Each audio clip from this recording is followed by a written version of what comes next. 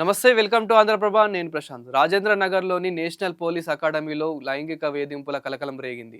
IPS Uday Kiran అని చెప్పేసి ఇంకో వ్యక్తి పైన, ట్రైనీ ఐపీఎస్ పైన లైంగిక దాడికి పాల్పడ్డాడని చెప్పేసి అత్తాపూర్ పోలీస్ స్టేషన్లో తను ఫిర్యాదు చేయడం జరిగింది. ఈ ఫిర్యాదు మేరకు ఇప్పుడు పోలీసులు అయితే ఎంక్వైరీ చేస్తున్నారు. ఉదయ్ రెడ్డిని కూడా అతన్ని అదుపులోకి అయితే తీసుకోవడం అయితే జరిగింది. బాధితురాలు ఎవరైతే ఉన్నారో తన పైన లైంగిక దాడికి పాల్పడ్డాడని చెప్పేసి, తన పట్ల అసభ్యంగా ప్రవర్తించాడని చెప్పేసి తన పైన కేసు పెట్టడం అయితే జరిగింది. ఈ కేసు మేరకు ఇప్పుడు పోలీసులు అయితే అతన్ని అదుపులోకి తీసుకొని అతన్ని విచారిస్తున్న పరిస్థితి అయితే కనిపిస్తూ ఉంది. మరి విచారణ తర్వాత ఏం జరుగుతుందనేది చెప్పేసి కూడా ఒక ట్విస్ట్గా అయితే మారింది. ముఖ్యంగా తను బాధితురాలు ఎవరైతే ఉన్నారో బాధితురాల్ని నన్ను దాదాపు గత కొన్ని రోజుల నుంచి వేధిస్తూ ఉన్నాడు, అసభ్యంగా మాట్లాడుతూ ఉన్నాడు, ఇతరుల ముందు కూడా నన్ను అసభ్యంగా మాట్లాడుతూ ఉన్నాడు, నా పర్వంత తీస్తూ ఉన్నాడు. అతను ఎప్పుడు చూసినా కానీ నన్ను ఎక్కడెక్కడో టచ్ చేసేది, టచ్ చేస్తూ కూడా వీడియోస్ తీశాడు, వీడియోస్ని కూడా వాట్సాప్లో షేర్ చేశాడు, నాకు షేర్ చేసి కూడా బ్లాక్మెయిల్ చేస్తున్నాడు అని చెప్పేసి కూడా తను కేసు పెట్టడం అయితే జరిగింది. అంటే ఇక్కడ ఒక ట్రైనీ ఐపీఎస్కే భద్రత లేదు అని అంటే కనుక మిగతా వాళ్ళకి ఎలా భద్రత ఉంది అని చెప్పేసి కూడా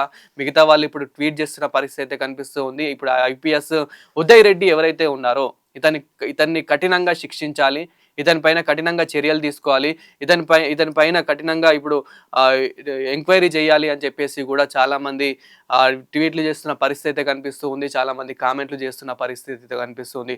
ఒక తోటి ఐపీఎస్కే భద్రత లేదు అని అంటే మిగతా వాళ్ళకి ఇంకా ఏం భద్రత ఉంటుంది? ఒక ఐపీఎస్ అయిన వ్యక్తి, ఉదయ్ రెడ్డి అనే వ్యక్తి ఒక స్థాయిలో ఉండి, ఒక పొజిషన్లో ఉండి తోటి ఐపీఎస్నే ఇంత వేధిస్తున్నాడు అని అంటే కనుక మరి మిగతా కామన్ మ్యాన్స్కి, మిగతా ప్రజలకి ఎలాంటి తోడుంటాడు, ఎలాంటి న్యాయం జరుగుతుంది, ఇంకా ఒక పోలీస్ని చూస్తే ఏ విధంగా రెస్పెక్ట్ వస్తుంది అని చెప్పేసి కూడా చాలామంది కామెంట్లు చేస్తున్న పరిస్థితి కనిపిస్తూ ఉంది. మొత్తానికైతే నన్ను చాలా వేధించాడు, నన్ను చాలా బెదిరించేవాడు, నన్ను ఎవరైతే కొలిక్స్ ఉంటారో ఆ కొలిక్స్ ముందు కూడా ఏదో ఒక రకంగా తిట్టేవాడు, ఎక్కడెక్కడో టచ్ చేసేవాడు, నన్ను ప్రైవేట్ పార్ట్స్ దగ్గర కూడా టచ్ చేసేవాడు, టచ్ చేస్తూ మరి వీడియోస్ తీశాడు, ఆ వీడియోస్ని కూడా బయట పెడతానని చెప్పేసి బెదిరించేవాడు, వాట్సాప్లో పంపేవాడు అని చెప్పేసి కూడా తను అత్తాపూర్ పోలీస్ స్టేషన్లో ఇప్పుడు ఫిర్యాదు చేయక అత్తాపూర్ పోలీసులు అయితే అతన్ని అదుపులోకి తీసుకొని ఇప్పుడు ఎంక్వైరీ చేస్తున్న పరిస్థితి కనిపిస్తుంది.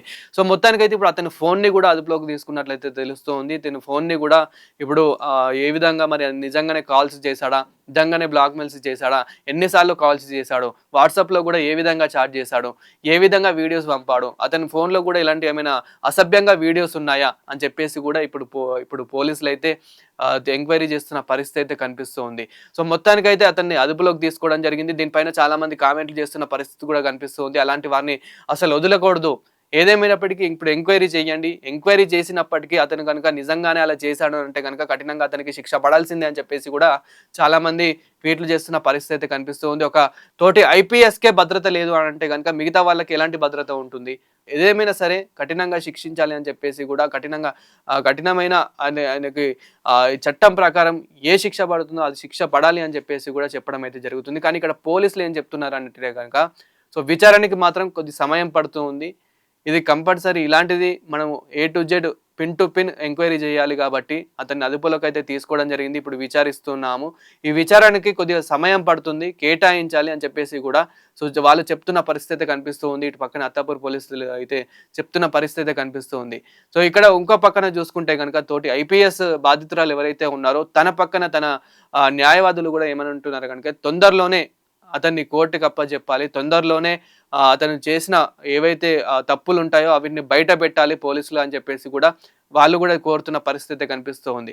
ఏదేమైనప్పటికీ తోటి ఐపీఎస్ తను ఒక ట్రైనీ ఐపీఎస్ అని చెప్పేసి కూడా తెలుస్తుంది బాధితురాలు. తను ఏదో నేర్చుకొని ఇంకా ఒక గొప్ప స్థాయిలోకి వెళ్దామని ఒక ఆశతో వస్తే నన్ను ఇలా చేశాడు అని చెప్పేసి కూడా తను అత్తాపూర్ పోలీస్ స్టేషన్లో ఫిర్యాదు అయితే చేయడం అయితే జరిగింది. ముఖ్యంగా అంటే ఒక ఐపీఎస్కే ఇక్కడ భద్రత లేదు అని అంటే కనుక మరి మిగతా వాళ్ళకి ఎలాంటి భద్రత ఉంటుంది? మిగతా వాళ్ళు ఏం నేర్చుకోవాలి? మిగతా వాళ్ళు ఎలా భయపడాలి? మిగతా వాళ్ళు మరి ఫీల్డ్లోకి రావాలంటే ఇంకా ముందు వాళ్ళ పేరెంట్స్ కూడా సపోర్ట్ చేస్తారా అని చెప్పేసి ఆ కోణంలో కూడా చాలామంది అయితే భయపడుతూ ఉన్నారు. సో వాళ్ళు కూడా అదే పరిస్థితి, వాళ్ళు కూడా ఇదే కామెంట్ చేస్తూ ఉంటారు. ముఖ్యంగా చాలామంది ఇదే ట్వీట్లు చేస్తున్న పరిస్థితి కనిపిస్తూ ఉంది. దీనిపైన చాలామంది రియాక్ట్ అవుతున్న పరిస్థితి కనిపిస్తూ ఉంది. సో అతన్ని తొందరలోనే అదుపులోకి తొందరలోనే ఇప్పుడు అతనికి శిక్ష పడాలి అని చెప్పేసి కూడా చాలామంది కోరుతున్న పరిస్థితి కనిపిస్తూ ఉంది.